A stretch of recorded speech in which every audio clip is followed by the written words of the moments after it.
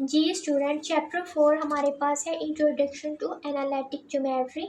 4.1 हमने स्टार्ट की हुई थी, आज उसका क्वेश्चन 3 हम कर रहे हैं। Which of the following points are at a distance of the first 15 unit from a origin.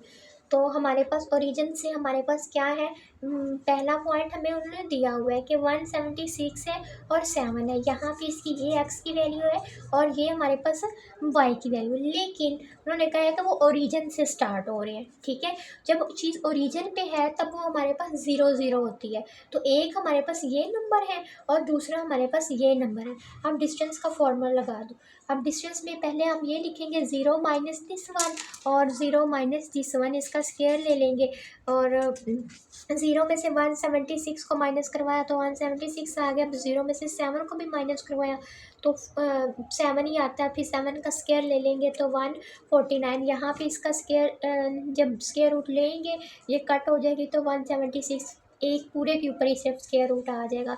इन दोनों को प्लस किया 225 आ जाएगा, स्क्वायर रूट लिया तो 15 आ जाएगा। इसी तरह इसका जो डिस्टेंस है वो मालूम हो जाएगा। सेकेंड वाले में भी हमारे पास है 10 और -10 है। ये भी हमने ओरिजिन से लेना है क्योंकि गिवन है बुक में। डिस्टेंस का फॉर्मूला लगाया और 10 - 0 लगाया या 0 - 10 है। ये बेटे इसमें कोई मसला नहीं है, आप 10 - 0 कर दो तो 0 - 10 कर दो, सेम ही आंसर आएगा। इसी तरह इसको माइनस करो, 100 + 100 200, इसका फैक्टर बनाए हमारे पास तो ये आंसर आएगा not at a distance of 15 unit. ये हमारे पास 15 यूनिट के डिस्टेंस पे नहीं है। ठीक है, जो हमारे पास 15 यूनिट पे डिस्टेंस पे था, फर्स्ट वाला पार्ट जो था वो 15 यूनिट के डिस्टेंस पे था। अब इसका ये 15 यूनिट नहीं आया तो ये नहीं है। इस तरह 1 और 15 है, ये भी ओरिजिन से है तो 100 पॉइंट्स लेने हैं, कैलकुलेशन कर लेने। ये 226 आया है, not a distance of 15 unit. ये भी इसका भी आंसर 15 नहीं आया तो हम लिखेंगे not a distance of 15 units.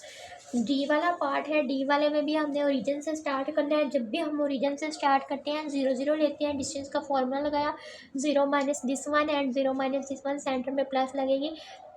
15/2 का स्केयर ले लिया, ये आ जाएगा। 15/2 का स्केयर ले लिया, ये आ जाएगा। अब नीचे डिनोमिनेटर हमारे पास सेम है तो एक ही दफ़ा में उसको राइट कर लेंगे और ऊपर वाले दोनों को हम ऐड करके 450 आ जाएगा।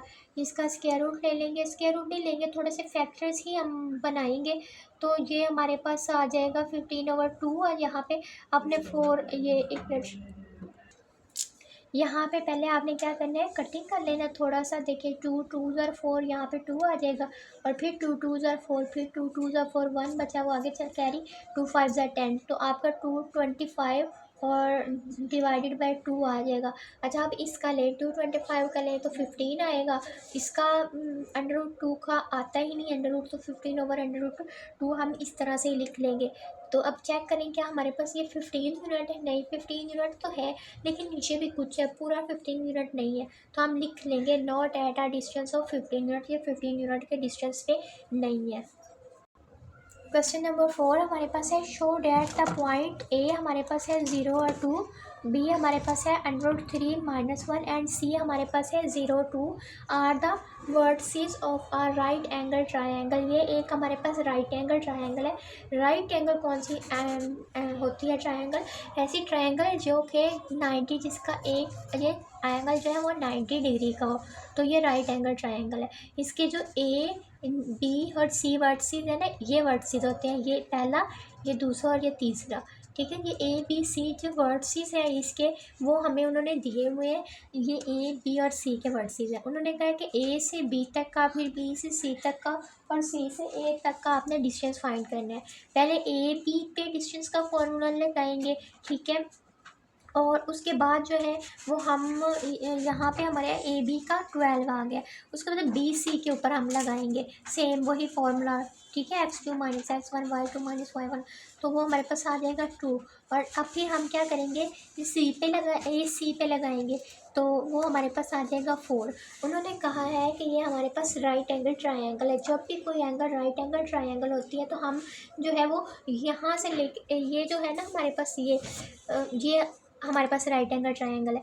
जो ये वाला हमारे पास हाइपोटेन्यूस होता है, ये हमारे पास साइड जो होती है वो इस वाले और इस वाले के इक्वल होती है। अगर हम इस वाली साइड को और इस वाली साइड को, इन दोनों साइड्स को आपस में प्लस करवाएं, हमारा आंसर ये आ जाता है। तो हमें प्रूव हो जाता है कि ये राइट एंगल ट्रायंगल है। ठीक है, तो ए सी साइड जो है उसको मैंने इक्वल रख दिया, बी सी के और ए सी के ऊपर स्क्वायर भी लगा दिया। तो ये मेरे पास 4 था, ये 2 का स्क्वायर और ये 12 का स्क्वायर आ जाएगा 16। 4 + 12 हमारे पास 16। अब देखिए दोनों साइड्स, इन दोनों साइड्स का सम जो है वो इस साइड के इक्वल आ गया है। तो हम लिखेंगे so A B and C from are right angle triangle के ये एक हमारे पास राइट एंगल ट्रायंगल है। सेकेंड पे हमारे पास जो क्वेश्चन है वो पॉइंट्स हमारे पास है A B and C, 3 points हैं आर वर्टिसेस। लेकिन उन्होंने कहा है कि अब जो है वो राइट एंगल ट्रायंगल नहीं है, अब हमारे पास एसोसेलिस ट्रायंगल है।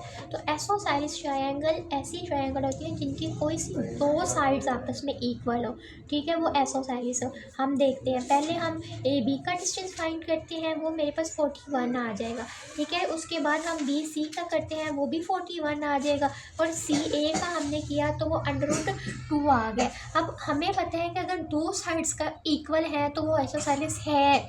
और यहाँ पे हमारी ए बी और बी सी ये दोनों हैं वो इक्वल है एक दूसरे को। So the sides are the isosceles triangle. तो ये हमारे पास जो ट्रायंगल है वो आइसोसेलेस ट्रायंगल है, क्योंकि इन दोनों साइड्स जो है वो आपस में इक्वल थी। उसके बाद थर्ड वाले में देखना है द पॉइंट्स ए, हमारे पास A B C and D 4 points हमें दिए हुए हैं। ए बी सी और डी 4 पॉइंट्स हैं और बताया भी हुआ है कि ये पैरेललोग्राम है। इस पैरेललोग्राम स्क्वायर, उन्होंने कहा कि पैरेललोग्राम तो ये है, लेकिन हमने ये बताना है कि वो पैरेललोग्राम स्क्वायर भी है। ये भी एक कंडीशन होती है कि पैरेललोग्राम तो होती है बट वो कभी कभार स्क्वायर भी होती है, उनकी साइड आपस में इक्वल भी होती है। हमने ये प्रूव करवाना है। तो पहले ए से बी पे डिस्टेंस का फॉर्मूला लगाएंगे, हमारे पास 50 आंसर आएगा। उसके बाद बी सी के ऊपर हमने फॉर्मूला डिस्टेंस का लगाना है, फिर सी डी के ऊपर, फिर ए डी के ऊपर, बारी बारी सबके ऊपर हमने लगा लिया। आपने एक बात नोट की होगी कि हर एक का आंसर जो है वो 50-50 आया है। ठीक है, तो इससे पता चल रहा है कि वो स्क्वायर तो है ही। ठीक है, असीम्स जो ए बी है वो किसके इक्वल है। पैरेललोग्राम के लिए ये कंडीशन होती है कि वो A B side C D के इक्वल होनी चाहिए, बी सी ए डी के इक्वल होनी चाहिए, तो वो आपस में इक्वल ही है। So A B is a parallelogram, ये कंफर्म हो गया वो पैरेललोग्राम। अब स्क्वायर है या नहीं है, स्क्वायर है या नहीं है तो कैसे पता चलेगा। हम इसके ए से डायगोनल्स मेजर करेंगे, ए से सी तक। अगर ए से सी तक का डिस्टेंस इक्वल है और किसके सी से बी तक के डिस्टेंस है, अगर इसका डिस्टेंस इसके डिस्टेंस के इक्वल है तो वो हमारे पास वो स्क्वायर भी होगा। तो पहले हम ए सी फाइंड करते हैं, ए सी का आंसर हमारे पास 10 आया है। फिर हम क्या करेंगे, बी डी फाइंड करेंगे, बी डी का भी आंसर हमारे पास 10 आया है। तो प्रूव हो गया कि दोनों साइड्स, दोनों डायगोनल्स जो है वो आपस में इक्वल है। A C is equal to B D, तो ये प्रूव है, hence prove that it is also a square. जी क्वेश्चन 5 हमारे पास है। अब देखिए, है हमारे पास ये ट्राइंगल है बट राइट एंगल ट्राइंगल नहीं है, ट्राइंगल है हमारे पास। मिड पॉइंट्स हमें, ट्राइंगल्स के मिड पॉइंट्स हमें दिए हुए हैं। ठीक है, अब देखिए जी ए बी है तो इसका ये जो मिड पॉइंट है ना, ये ए वाला, ये हमें दिया हुआ है। फिर बी सी की मैं साइड की बात करूँ तो बी सी का मिड पॉइंट एफ हमें दिया हुआ है। फिर ए सी की बात करूँ तो ये जी दिया हुआ है। मिड पॉइंट्स दिए हैं बट वर्टिसेस नहीं दिए हुए। तो हम क्या करेंगे, सबसे पहले वर्टिसेस फाइंड करेंगे। Let A B C are vertices of a triangle now. अब हमारे पास, हमें पता है कि जो ई पॉइंट है ना, ई मिड पॉइंट है, ये किसके है, ए और बी का सम है। हमने E is equal to A plus B divided by 2 करना है। ए हमारे पास पता है x1 + x2/2 है, ये हमारे पास जो है वो y1, अच्छा पहले हम करेंगे x + x1/2 करेंगे, फिर y + y2/2 करेंगे, मिड पॉइंट का फॉर्मूला लगेगा।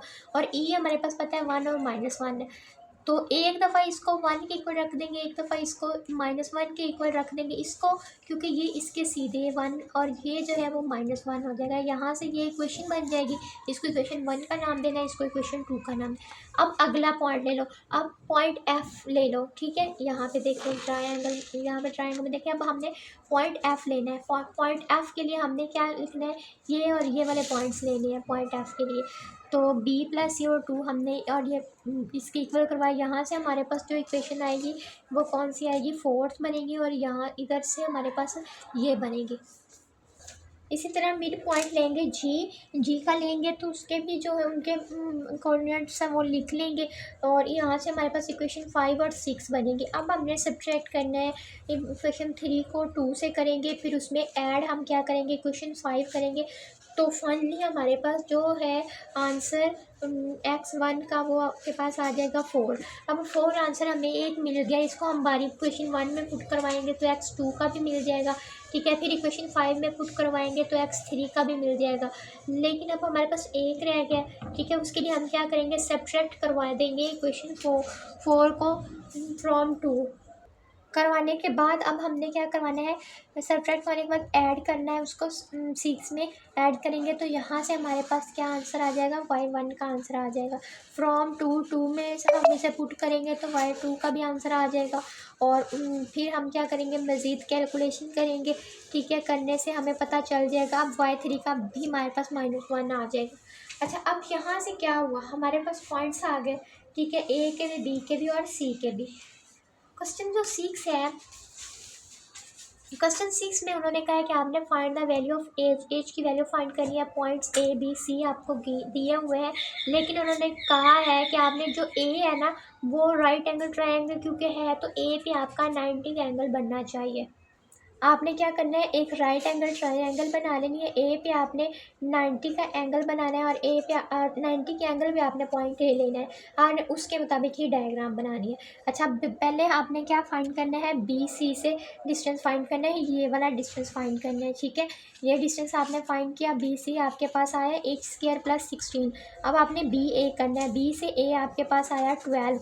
अब ए से सी तक जब आप फाइंड करेंगे तो उसका आंसर आपके पास क्या आ जाएगा, ए से सी तक आपके पास बहुत बड़ा आंसर है। आपने यहाँ पे फॉर्मूलाज अप्लाई करना है। अब A B C is a right angle triangle, ठीक है। सो हमें पता है कि अगर ये राइट एंगल ट्रायंगल है तो ये वाली जो साइड जो होती है ना हमारे पास, जब भी राइट एंगल ट्रायंगल की बात करें, फिर ये जो साइड है इन दोनों की साइड से इक्वल आनी चाहिए, ठीक है। तो इसको आपने रख लेना है, बी सी को इस साइड पे इन दोनों को प्लस करवाना है, तो आपके पास जो एच है वो 0 आ जाएगा। यहाँ से फिर पता चल जाएगा जो एच की वैल्यू जो है वो आप फाइंड कर सकेंगे। जी, क्वेश्चन 7 है फाइंड एज। इसमें भी हमने एज फाइंड करना है, लेकिन हमारे पास ए बी सी पॉइंट्स हैं किसके, कोलिनियर के। कोलिनियर के जब भी हमारे पास होते हैं तो अब देखें ये एक ही लाइन पे होते हैं, ये देखें एक ये पॉइंट है इसका, एक ये पॉइंट है, एक ये पॉइंट एक ही लाइन पे। जब एक ही लाइन पे होंगे तो हम एरिया हम किस तरह से फाइंड करते हैं, हम इस तरह से x1 x2 x3 y1 y2। अच्छा, x और y दो पॉइंट्स हैं हमारे पास, थर्ड हम जी नहीं लिख सकते, वो हमारे पास है नहीं, तो उसकी जगह पे हम 1 1 लगा देंगे। एंड विल बी 0 फॉर हमें पता है कि ये सारा किसके इक्वल होता है, ये 0 के इक्वल होता है, तो हमने इस सारे को 0 के इक्वल रखना है। अच्छा, 0 के इक्वल रख दिया है। 0 के इक्वल रखने के बाद अब हमने इसका डिटर्मिनेंट फाइंड करना है क्योंकि साइन आपके पास डिटर्मिनेंट का है, ठीक है। फर्स्ट के लिए हम क्या करेंगे, इसको और इसको, फर्स्ट के लिए इसको और इसको हम छुपा देंगे, तो 2 1 2 -3 1 3, तो -1 ऊपर था, ये हमने बाहर निकाला। अब -h हमारे पास है वो लिखेंगे। अच्छा, एक और बात है, पहला हम हमेशा पॉजिटिव लेते हैं, ठीक है, पहला पॉजिटिव लेते हैं, दूसरा नेगेटिव लेते हैं, थर्ड वाला हम पॉजिटिव लेते हैं, ठीक है। पहला हमने पॉजिटिव लिया, पॉजिटिव नेगेटिव से मल्टीप्लाई होकर -1 आ गया। सेकंड वाला -h आएगा क्योंकि हमने नेगेटिव लेना है, थर्ड वाला फिर +1 आएगा। अच्छा, अब सेकंड के लिए हम क्या करेंगे, इस वाली को और इस वाली को छुपा देंगे, 3 को 1 से मल्टीप्लाई करेंगे 3, 7 को 1 से मल्टीप्लाई करेंगे 7 और ये +1। अच्छा, ये भी छुपा दो, ये भी छुपा दो, ठीक है। अब 3 से मल्टीप्लाई 9 7 2 14, सारा डिटर्मिनेंट फाइंड किया, ठीक है। एंड पे हमारे पास h = 1 आंसर आ जाएगा।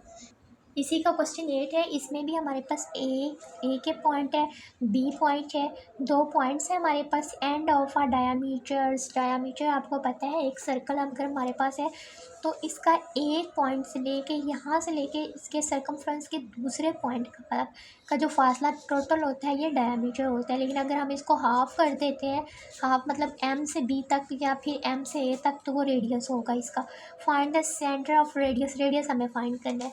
अब हम हम क्या करेंगे, मिड पॉइंट पहले फाइंड कर लेंगे। मिड पॉइंट कैसे करेंगे, x1 plus x2 divided by 2, y1 plus y2 divided by 2 किया, हमारे पास 0/2 और 6/2 आ गया।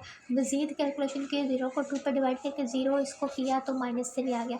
अब रेडियस फाइंड करेंगे। रेडियस कैसे फाइंड करेंगे, रेडियस हमारा असल में डायमीटर होता है। डायमीटर के लिए हम क्या करेंगे, 0 -5 कर लेंगे एक दफ़ा से, फिर हम करेंगे -3 + 2 करेंगे।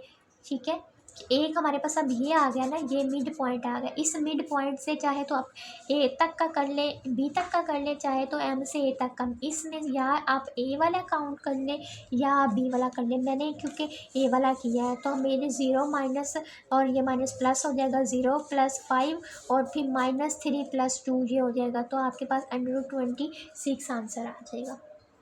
यही इसका रेडियस होगा।